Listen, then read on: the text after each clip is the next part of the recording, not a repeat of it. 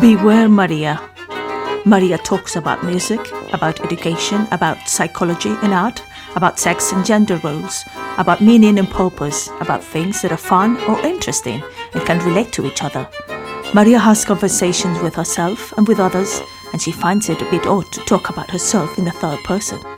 Just beware and think about it. We are here with Pete Donnelly. Pete, how are you today? Very good, thanks. How are you? I am very good, thanks. And it's a lovely sunny day in winter, and it's been nice and hard driving here. Nice because of the sun, and hard because I think I've been getting lost, but it's still very nice. Pete has a lot of different aspects to talk about us, and I'm really curious because there are many that I don't know. Like he was talking about trips. I've been watching your travel blog that you did some years ago, but actually you were willing to talk about your future trips. Yeah, so really missed travel over the last couple of years. Not done any trips abroad like I used to do. I was lucky enough to do quite a few trips abroad actually. And the last one I took abroad was just before the pandemic started. So I went over to Hurghada in Egypt, spent 10 days over there. It's so much fun. Did Egypt and what? And you say? And the other? Hurghada in Egypt. Okay, sorry, yeah. So spent 10 days over there, did some kite surfing, some scuba diving, real kind of adventure holiday. I'm very lucky to get that in just at the start of 2020, before the pandemic hit, before all travel came to a stop as well. So that's the last time I went abroad, which I'm really keen on doing as restrictions start to lift as well. But also over the last 2 years, the trips I've done have been more UK based. And that's what I really want to keep up as well. I think that pre-pandemic, the idea of getting away, at least in my mind, was always jumping on a plane and going somewhere. Mm-hmm. And I think that's changed slightly during the pandemic. And I've taken some really fun trips to a couple of places across the UK and a couple of fun road trips as well. I want to do more of that. Across the UK you recommend me to visit? Because there's a lot of the UK I have never been in. Nice places in the UK. Well, let's start with the places that I went last year. And I took a road trip across Wales, which was absolutely fantastic. Some absolutely stunning places in Wales.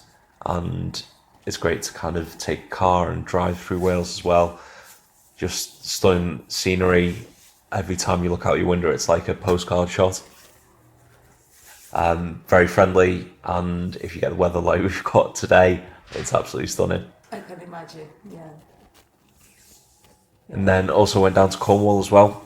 So some gorgeous coastal places down there, and really great fish and chips as well, which you've got to do if you go to the coast.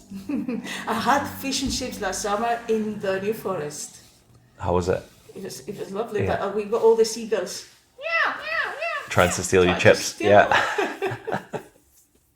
But it was good. I've never been to Scotland. I would like to go to Scotland.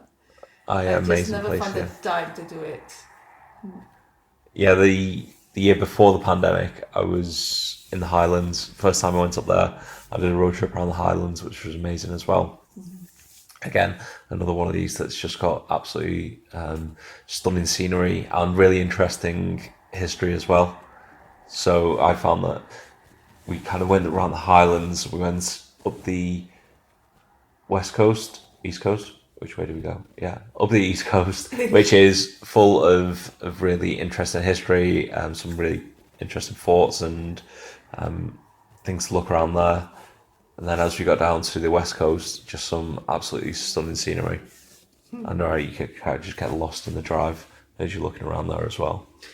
You don't get lazy about traveling, because I know a lot of people who get lazy about traveling. Like, Yeah, I think that's part of the exciting part of traveling though, the kind of the research of it, that part of it where you're still dreaming about the trip. And you think about, what do I want to go and see on this day, and what am I going to need for this part of the journey? I'm not a massive one for putting lots of thoughts into packing though. A lot of the time it'll be the day before, throw a lot of clothes in a suitcase and then let's go. Yeah. Other trips far away of places that are missing that you still would like to see one day? South America's always been on my list. Uh, And I think my main focus pre-pandemic, which I'd like to go back to as well, was scuba diving. So some places around South America for scuba diving, maybe Galapagos Islands, and then moving across to Africa as well. I've only been to very North Africa, so kind of Egypt and Morocco. I'd like to go a lot further south, both kind of in Egypt, further south in Egypt, where it's warmer waters and there's more marine life when you go diving there. But also much further south in Africa as well. And then going on safaris, but then going to see more marine life, maybe some shark whale watching. have you ever been to Spain? Yeah, I've been to Spain a couple of times. Yeah. What places? Been to Barcelona. I've gone back a long time, yeah. I went to the Run of the Bulls a couple of years ago as well. That was fun. You know, I'm going to stop being Spanish for 10 minutes. Okay. I promise, this has happened to me. I presented my paperwork to the consulate to explain that I want to keep my Spanish nationality as I got the British, and my paperwork was not completed. So they returned it to me to complete it. I sent it back. It was in the middle of the pandemic. I had to send the paperwork with a recent birth certificate because then my birth certificate wasn't recent. It's going to say the same, but it wasn't recent, so I had to apply for another one, and it's taking so long to get that birth certificate that I've been 1 week late for those documents, and then I've been notified that I will lose my Spanish nationality. Oh no. But I can then reclaim it, so I have to do some paperwork, and I have to say, please, I want it back, even if I'm going to lose it.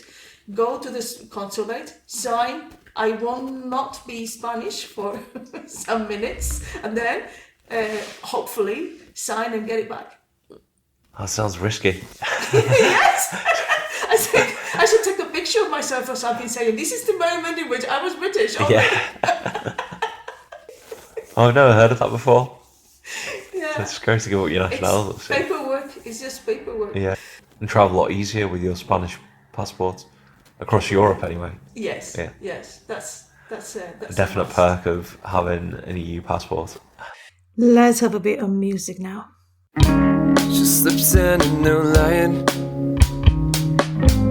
It's Christmas for crosstalk. The bar is a beehive. My outline is all chalk. What's moving with you? No hustle, no play. We grind like a tooth, the virtuous decay. Big chick energy, small man melody. She might as well sing, we're slipping further away.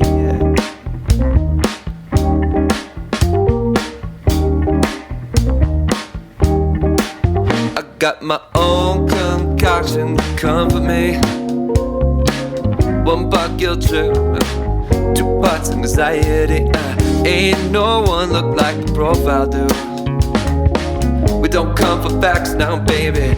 We come for truth, and I say, don't slip through the cracked up glass on your phone. Who's kissing your ass whenever you get home? We all need a pass, some slack in the rope. Live young and die fast, you never know. What were you here for? Why do you want more? Like a daddy done said, you get what you get. Ain't nothing about you, so what are you gonna do? Yeah, like a mama found out, you get what you get.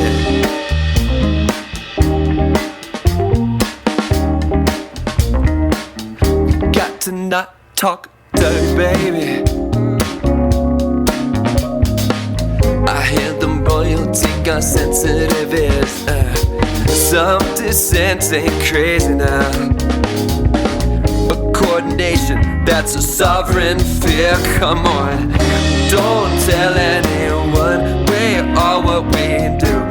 This game isn't fun, but that's the case of use. We smoke it all up, the bottle run through. We're screwed, but so what? There's work to do. Well, what are you here for? What do you want more? Like a daddy done said, you get what you get. Ain't nothing about you. So what are you gonna do? Yeah. Like a mama found out, you get what you get. Like a daddy done said, you get what you get.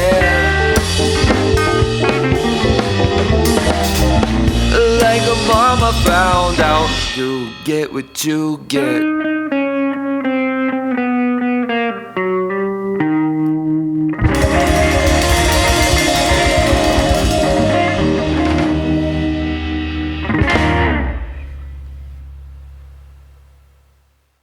This is You Get What You Get by Piers Murphy. And now we continue with the second part of this chat. Tell us about your previous trip, because I've been watching your blog and I was really impressed. But I've never heard this story from you, I just watch it in your blog. Yeah, so it's been about 10 years since I did any of the bigger trips, actually. And the biggest one I've done was a fundraising trip that I ended up called Rolling Back Home. Mm-hmm. And I started volunteering in Bangladesh. This is going way back. When were we going back to? 2010, I think I was over there. 2010. Yeah, so yeah, 12 years ago. And I was volunteering in Bangladesh at a spinal rehabilitation hospital in the capital in Dhaka. And I was doing a few things over there, working with the peer counsellors and doing some sports with the patients and teaching some wheelchair skills as well. Mm-hmm. And then I got this idea that what would it be like to travel home over land instead of flying back home. So I thought, actually I can, looking at Google Maps, I can see that there's a route that I can possibly take. And so I started kind of having ideas about this, started talking about it a bit more, and I just got kind of fixated on the idea. And then later that year, I decided that instead of flying back, I was just going to go for it. So you went from, which is the farthest point that you went from? Well, when I started blogging about it, yeah, and kind of putting things up on social media, and kind of just talk about it to loads of different people, then I'd started speaking to some of the people I'd not seen in a long time, and friends that I'd worked with in different places over the years, and they'd moved on to different countries as well. So I heard from a friend that was living in Taiwan, and then a friend that was living in South Korea as well. So actually the journey back from Bangladesh, I went via Japan. So for the first 2 or 3 months of the trip, I was going in the wrong direction. Kind of headed over to East Asia, kind of going over to South Korea and Taiwan, Japan, and then before finally turning back and coming back home. But when you were in Japan, you already knew that you would do this trip from Japan to London without taking any planes?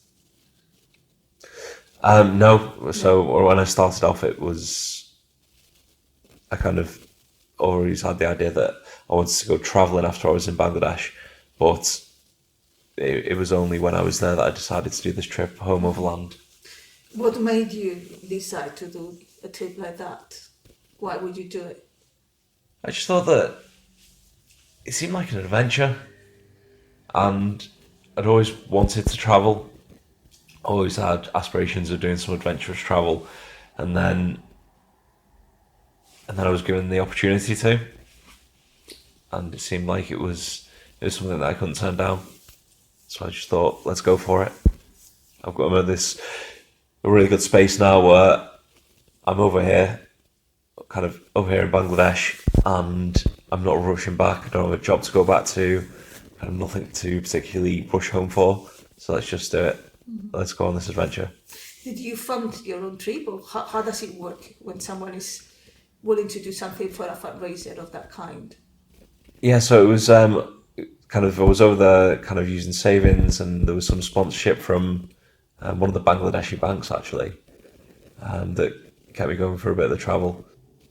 And then setting up was a fundraising meant that I could raise enough money to set up a small outpatient unit for some of the physiotherapists in the north of the country. So that was really cool kind of outcome of it as well, to be able to create something that they didn't have before and support them in that way. Well, I suppose you would have learned a lot from doing a trip like that. Yeah, so much.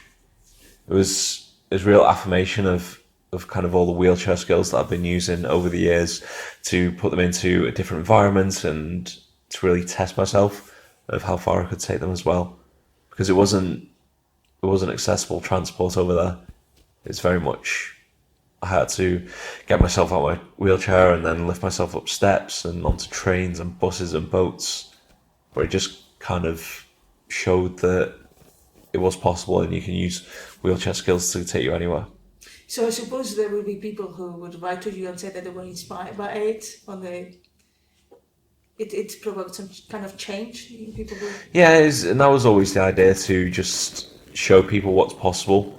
It's a journey that I hadn't seen before, and I think it's always good to show people something new. Maybe it might kind of spark a bit of a thought of what they can do or what they didn't think was possible before. Do you think you're a person who would push yourself to do things? Yeah, I think it is a bit of a cliche, but it is important to step out of your comfort zone, try new things, challenge yourself, because I think that's when you can find, it's all about finding what you can do and finding your potential, I guess. And what was the more fun moment? If you can select one memory of something that was really fun to do during that trip. I think the best part of the trip for me, or at least the bit that sticks out the most, was when I was in Kazakhstan. I just travelled across Kazakhstan from Almaty to Aktau on this 71-hour train journey, the longest one of the trip. And I got to Aktau, just on the Caspian Sea. And like most of my trip, I'd been getting visas along the way. It wasn't always as planned as maybe it should have been or could have been. But I get to Aktau and I need to get a visa to get into Azerbaijan. So I'm Googling it, trying to find some information on it, and I could not find anything online. I found a couple of old forums that have a bit of information on there. So using that, I go to the address that I find, and there's nothing there. It's like, it looks like a housing estate. And that was fun. That's the fun thing. So I'm like, oh no, I don't know what's going to happen here.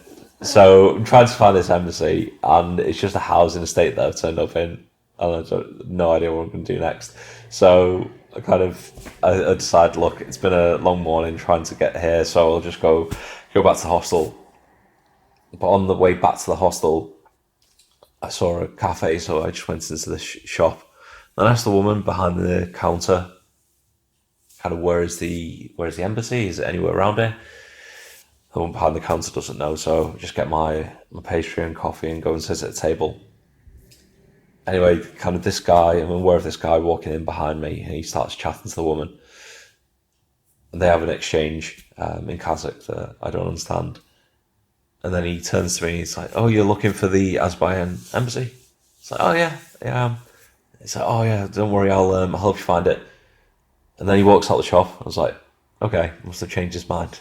But then he comes back in a minute later, and he's like, I've got the car outside. So go outside with him.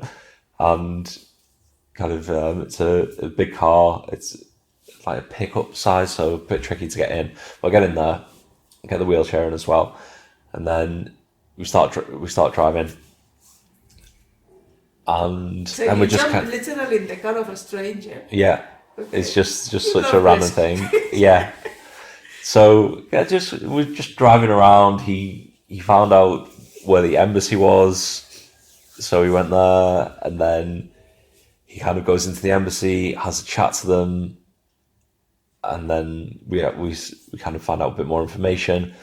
I dropped my passport at the embassy, Then we have to go and make a bank transfer to kind of pay the embassy, and so it's just driving all over Aktau and just find out a lot about his life. And kind of this guy's name is Arthur, and he's just had a baby, and he's a businessman, and we just kind of get into all these conversations and tell him about my trips across Asia, and all the time kind of we're going around to the pay the money to the embassy first, then we stop at the ferry terminal as well to find out when the next ferry is going across to Azerbaijan, and it turns out that it's on that evening and they only leave once a week. So then it's like, what do you want to do? Like, I'm gonna have to get this ticket, so pay this ticket, and we go back to the embassy. We're kind of like, look, we need this visa now. So I don't know what he said to make them rush it through so much, but he managed to get it pushed through. And it's probably the fastest visa I ever got. It was like a super express. I must have had it within like 3 or 4 hours. It was so fast. And then we went to the supermarket, went back to the hostel, got all my stuff packed up, got some supplies for the ferry trip, and then got to the dock in time to leave, and then waved goodbye to Arthur, and I must have known him for about 6 hours. But all that happened, and what a random kind of thing to happen, a random story. But it's also the best part of traveling for me as well, which is just the faith in human nature that just gets restored. Faith in human Yeah, nature. and just kind of just good people kind of helping exactly. everywhere. Yeah. For kind of no reason other than he saw someone that was there to help, and that he could help rather. And he decided to do it. Wow. Was there something really challenging?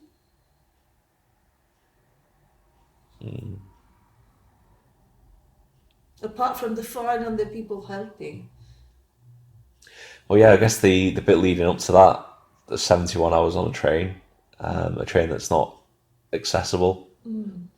So it meant that this kind of old style train that looks like it was from maybe the 50s, 60s, maybe even before that actually, and it wasn't very easy to get around there. So it meant that I was pretty much lying down in this bed in this open plan carriage for the full trip. Oh, wow. Right next to a window. I'm crossing the Kazakh steppe, so very desert-like environments with the sun beating down on me for about 3 days. So that was not so much burning, but it was just very, very hot. Not the most comfortable trip. I can imagine. But people are very friendly as well. Kind of when we were stopping at different stations, they were always asking me if I wanted anything from the kind of food stalls outside. So really friendly people. I've seen a video, Peter, in which, and I wanted to ask you about that, in which you are literally going downstairs with the wheelchair. Mm-hmm. How do you do that? Yeah, I guess it's just about having the skills that you need to get around in your wheelchair. I wouldn't say it's a skill that I use all the time, but it's a necessary skill depending on where you live, what's in your way, and You developed it yourself, or you learned from someone? No, I learned from a charity that I got support from when I first had my injury. And I think it's so vital that people have that skill set to be able to get around their environments. And it's actually why I decided to set up my own community interest company called the Wheelchair Skills College. Because at the moment, there's a couple of pockets of wheelchair skills being taught across the country, but we've got 1.2 million wheelchair users in the UK, and there's not something there for every single person. I just think that's fundamentally wrong. It just makes no sense to me why people would get equipment and then not get taught how to use it. Exactly. Yeah. I mean, you're getting equipment, so let's figure a way to teach people how to use it so they can maximise what they can do. Yeah. And I've been delivering sessions since last July, And I've already seen some really, really big improvements with people that have been teaching, people who've been using, well, I'm thinking of one woman in particular who's been using a wheelchair for 31 years. Well, she was getting around just fine. But in the session that we ran, she went up and down a curb for the first time. And that's 31 years later. Imagine what we could do if we had a network of 1.2 million wheelchair users all learning these skills, all doing things that they didn't think they could do before. Yeah. So whereabouts will you be teaching? So at the moment, reaching out to partners in London, but also already started having conversations much wider than that. I'm really keen just to make sure that I'm tapping into all these different networks that surround a person's life. So I'm working with wheelchair services, I'm working with primary care networks, I'm working with DDPOs, national charities, networks of schools and colleges. It's just making sure that everywhere a person turns, they're being told about wheelchair skills. And then if they need it, then they have the opportunity to access it as well. So if I run an organization or I work for a school or a group that would be interested in studying wheelchair skills with you, what do I have to do? The best place to go for more information is our website, which is wheelchairskills.org. On there, you'll be able to find out what wheelchair skills are. You'll be able to see a bit more about my story. You'll be able to see some of the feedback we've got from people so far, and then there's a contact form on there as well, so you can drop us a message there. Thank you very much, Peter. No, Peter, no, Pete. Pete comes from Peter, or it was That's not right, Peter? yeah. It was Peter. Okay, just I have to think about it. Anyway, thanks very much. What shall we do now? Cup of tea. Cup of tea, yeah. Cup of tea. Okay, bye for now. Remember that you can contact me at bewiremaria@gmail.com. Have a good week.